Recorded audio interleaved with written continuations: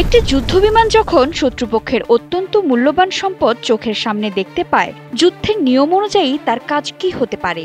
রাশিয়ার যুদ্ধবিমানের পাইলট ঠিকঠাক মতোই করলেন তার কাজটি। এয়ার টু সারফেস মিসাইল দিয়ে রীতিমতো ধ্বংস করে দিলেন ইউক্রেনের পাঁচটি Su-27 যুদ্ধবিমান। রাশিয়ার প্রতিরক্ষা মন্ত্রণালয় যে ড্রোন ভিডিও প্রকাশ করেছে তাতে দেখা যাচ্ছে ইউক্রেনের মাইহার্ড এয়ারফিল্ডে থাকা মূল্যবান ফাইটার জেটগুলো ধ্বংস হয়ে যাচ্ছে।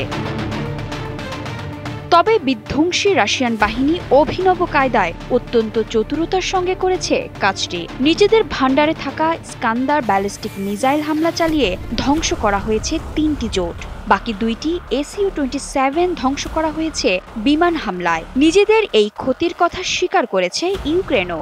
ইউরি ইহনাউদ নামে ইউক্রেন বিমান বাহিনীর এক কর্মকর্তা জানিয়েছেন, থেকে শিখরে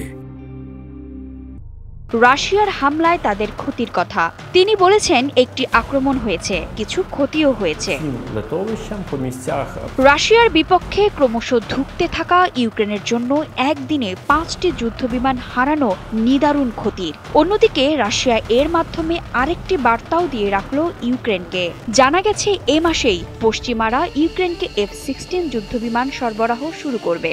তার আগেই রাশিয়া দেশটিকে একটি বার্তা দিয়ে রাখল।